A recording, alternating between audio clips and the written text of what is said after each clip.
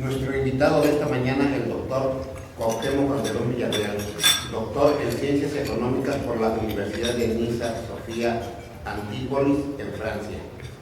Esta universidad le otorgó la mención honorífica y la medalla Palmares en 1995 por la mejor tesis de su generación.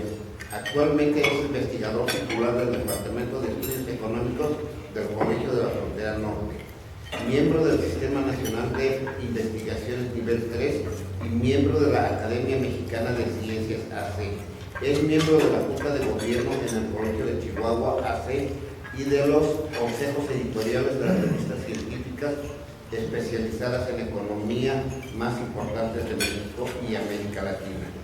Ha sido profesor invitado en la Universidad de Orléans, Francia, en la Universidad de Niza Sofía, en la Border Economic Research en Universidad de Texas, en El Paso. Ha impartido numerosos cursos de economía en universidades nacionales e internacionales.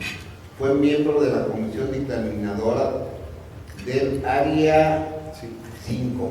Ha publicado un gran número de artículos en revistas científicas como la International Journal de Energía Económica y Políticas de Desenvolvimiento Económico Internacional, en el International Journal de Economics and Finance Investigation Económica, Contaduría y Administración, Estudios Económicos, Economía, Sociedad, Territorio Económico, en la región de desenvolvimiento.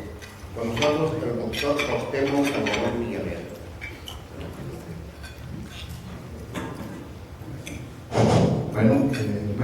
Pues para mí es un honor y gusto estar aquí de nuevo en este grupo en el que yo fui socio durante un buen tiempo, por estas razones de este trabajo ya no puedes. Pues para mí, gracias por la invitación y es un gusto estar aquí con ustedes. Rápidamente empezamos sobre la problemática. Digamos, lo que les voy a presentar es una breve exposición sobre cuáles serían las perspectivas de la economía mundial y cuáles serían las perspectivas, sobre todo lo que nos interesa más sobre la crisis futura, crisis general económica en los Estados Unidos. Y para lo cual se hace un análisis a partir del comportamiento de los ciclos económicos de esa economía. Entonces, en el primer punto es para que nos ubiquemos un poco en qué punto estamos, digamos, de la economía, o sea, en la película, en qué momento estamos. Lo que se puede decir es de que las dos grandes crisis macroeconómicas de los Estados Unidos, que es la del 2001, 2002 y 2007, 2008, marcan el inicio de toda una era o etapa de incertidumbre, volatilidad, riesgos económicos, sí, prácticamente en todas las regiones del mundo.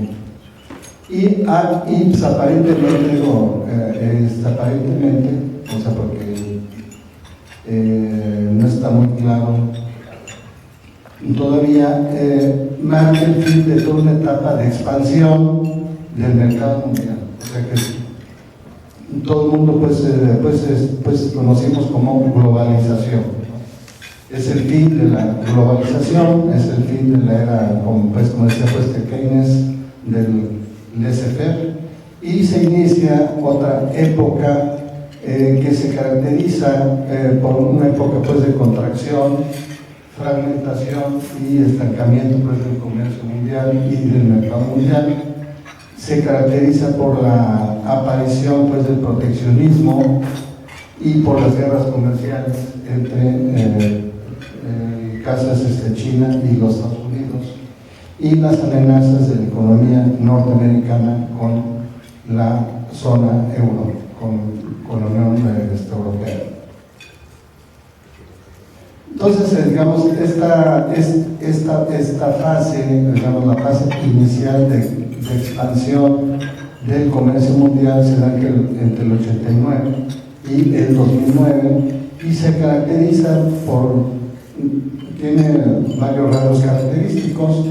El primero es el desarrollo de formas de comercio o de intercambio multilaterales con la OMC y plurilaterales como el Tratado de Comercio, como digamos los tratados comerciales de los Estados Unidos con Jordania, con Singapur, con Marruecos, con todos los tratados de la zona euro, con el norte de África, con Siria, con Libia, y los tratados comerciales entre la Unión Europea con México, Chile, África del Sur y hasta con Israel. Entonces es una época de expansión y de florecimiento de la globalización y del libre mercado.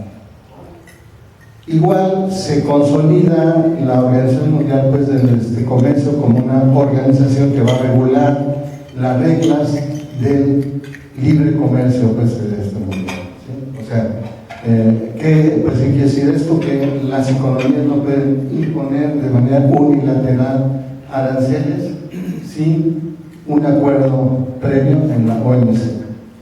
Y luego, una cosa muy interesante de la época es que se consolida una zona económica con una moneda única. Ese es un evento único en la historia mundial, una zona euro, donde todos los países más importantes de Europa tienen una sola moneda, y otro se inaugura la zona Schengen, que es libre movilidad de fuerza de trabajo o de ciudadanos al interior de Europa. Digamos, en esta época se da una fuerte oleada de las innovaciones tecnológicas, sobre todo el desarrollo del sector de la electrónica con los chips y una serie de aplicaciones que ya las vemos ahora en los celulares y que se están siendo aplicadas en los procesos de producción, que van a garantizar digamos, estas nuevas tecnologías, una nueva división técnica del trabajo, que es la que está en puertas. Otro punto característico es la emergencia de China como nueva potencia capitalista mundial, ¿verdad? Y atrás después de China están todos los países, los nuevos países industrializados como Corea del Sur, Singapur, Taiwán, y detrás de ellos está Vietnam y la India. Entonces, lo más interesante es que digamos, el desarrollo no se entiende como en economía, no es una evolución como la conocemos, de un niño a un adolescente, sino que en economía se dan saltos como cuánticos de una órbita a otra. Entonces, estos países dieron un salto de estar en la periferia del sistema al corazón del sistema. Y con todo esto, digamos, el océano Pacífico se convirtió en el centro más importante de intercambios comerciales y de capitales a escala mundial. O sea, es muy importante. Y otro punto es, digamos, todo lo que conocemos por mundo occidental, que es América Latina, Europa y los Estados Unidos, está o sigue estando en un proceso, más América Latina. Todos los países han permanecido estancados y han sufrido una fuerte regresión por varios hechos, o no, sufriendo tercerización precaria, procesos de desindustrialización y procesos pues de desempleo. Entonces la mayor parte de las economías o las economías más importantes de América Latina, incluido Brasil, han tenido una fuerte regresión y han perdido competitividad, digamos, en el mercado mundial. Entonces, digamos, a partir del 2009 y después de la crisis general del 2008-2009, que fue muy impactante, sobre todo aquí en la zona fronteriza, Lawrence Summers, que es un gran economista norteamericano, nos dice que se inicia una etapa que él llama que se va a caracterizar por la debilidad del comercio mundial, la escasez de estimación productiva, la caída de las tasas de interés de los Estados Unidos hasta el 2014, como lo vamos a ver ahorita, desaceleración del comercio mundial, desaceleración de la economía china, insuficiencia de la demanda agregada mundial, y él llama a esta etapa de estancamiento crónico o secular del mercado mundial. Ahora, esta etapa vemos que hay una serie de eventos de orden políticos, como la salida de Inglaterra de la Unión Europea, procesos de desintegración, ya no de integración económica, sino de desintegración, y conflictos cada vez más crecientes de guerras comerciales y la pérdida de velocidad de la economía más importante del mundo, que son los Estados Unidos, frente a China, y el desplazamiento de los viejos países centrales como Francia, Alemania, frente a los países asiáticos. Entonces, lo que nos interesa ver es qué está pasando precisamente con lo que él llama fase de estancamiento secular, que yo lo que planteo más que una fase, es que estamos en un ciclo, 11º ciclo de la economía norteamericana, que es uno de los más largos de la historia y que tiene ciertas características que vamos a estudiar. Entonces, la economía estadounidense, bueno, si a primera vista lo que se observa es que sí tiene la economía norteamericana sigue creciendo, creció a un 3.1% trimestral, o sea, crece más que la economía mexicana. México está creciendo a una tasa de 0.5%, o sea, sigue en un proceso de estancamiento crónico, y si lo comparo con el trimestre anterior, quiere decir que los Estados Unidos sí está creciendo. Y los indicadores que vemos ahí, como el déficit en la balanza comercial, lo redujeron, cuenta corriente lo redujeron, y digamos la deuda fue reducida. Todo esto se explica, se explica por las políticas proteccionistas y las medidas agresivas de este país por contener su caída. Entonces, y por el momento del ciclo. Sin embargo, las expectativas, de acuerdo con la FED, para el 2020 es que este crecimiento caiga al 1.7 en el 2020, y con una tasa igual en el 2020 va a quedar a 1.7, y posteriormente, digamos, déficit va a seguir aumentando y la deuda va a seguir subiendo. Entonces, digamos, ese es más o menos el comportamiento en relación con el PIB. Vemos que tuvo este crecimiento alto en julio de 2018, cae y vuelve a retomar a 3.1 en enero de 2019. Ahora, lo que se ve ahí es un comportamiento de ciclos. La economía o las economías nacionales tienen ciclos económicos, entonces ahí son miniciclos de meses.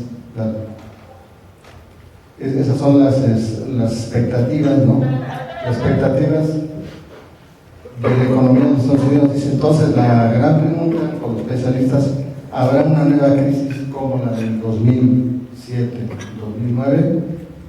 Digamos, la teoría económica nos dice que sí, que después del final de un ciclo viene una gran crisis. Dale.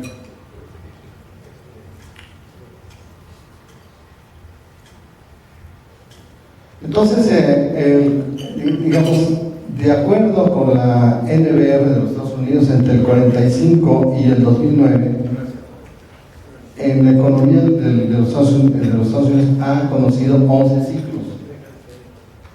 11 ciclos con un promedio de duración de 6 años y con periodos pues, de contracción que van a durar 11.1 meses y con un promedio de 5 años de expansión, digamos.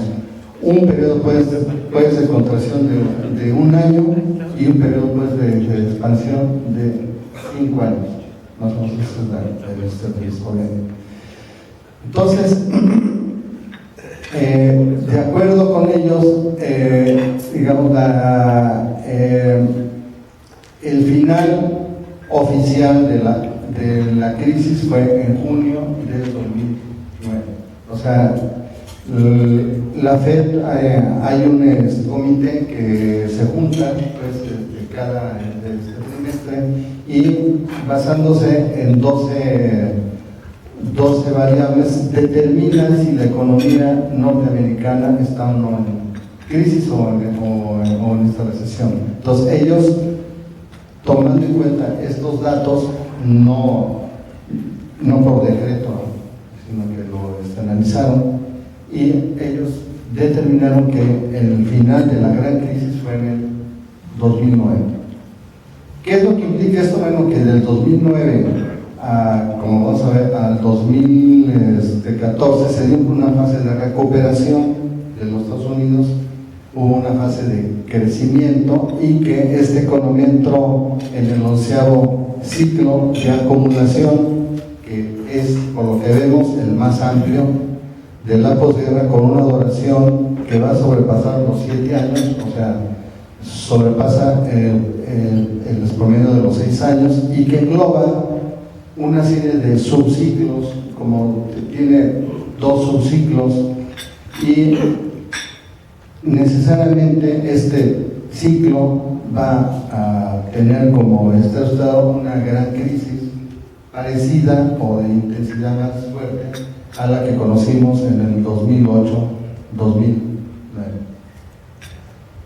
Entonces, esta es una estadística muy interesante porque se ve, digamos, desde el primer ciclo hasta el último, cómo la tasa pues, de ganancia de los Estados Unidos ha ido cayendo. Entonces, ahí vemos desde el 47 hasta ahora el nivel pues, de ganancia, la tasa pues, de ganancia ha ido cayendo, pasó de un 47%, ahorita tenemos un 36%.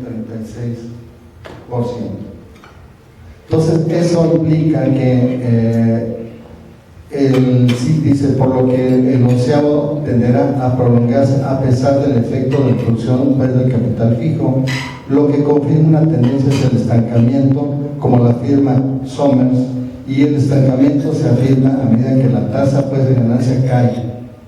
Entonces, se está cayendo y el estancamiento se va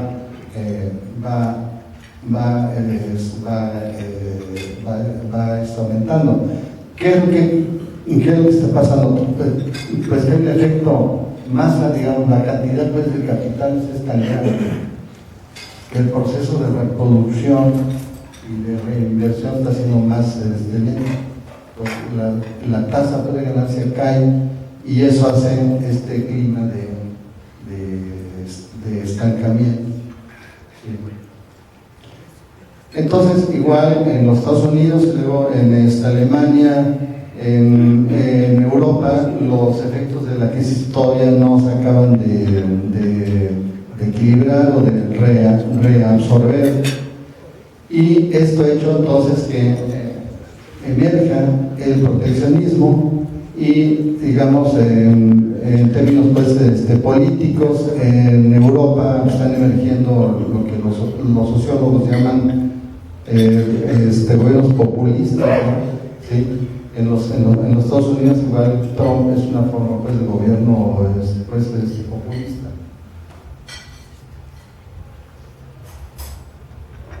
Sí. Entonces, esa gráfica es muy interesante porque, digamos, el rojo es el curso de la bolsa. Entonces, vemos como los triángulos, los rectángulos rojos son las crisis, ¿sí?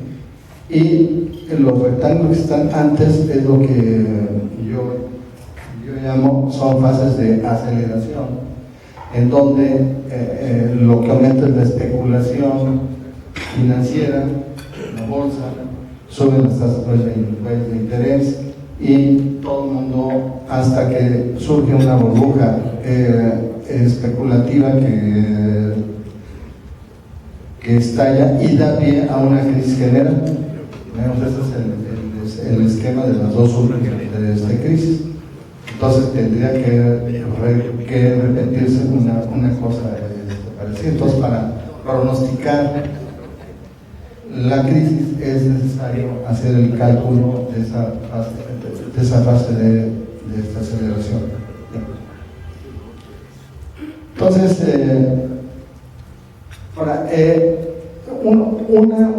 una conclusión, ¿está cercana a la crisis? No.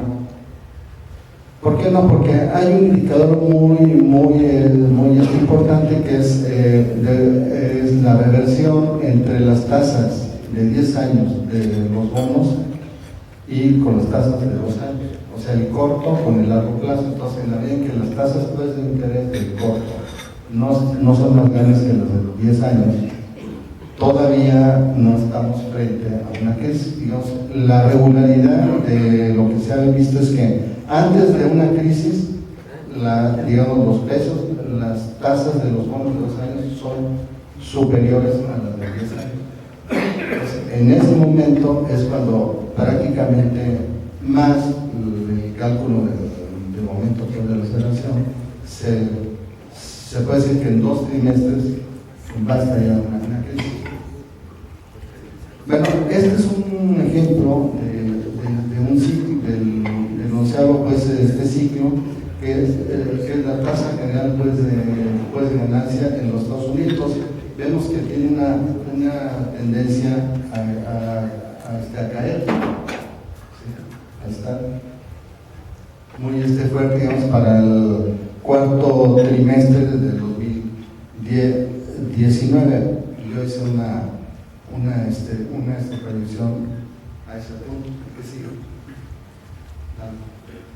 Este es muy interesante porque es la relación tasa de interés ganancia.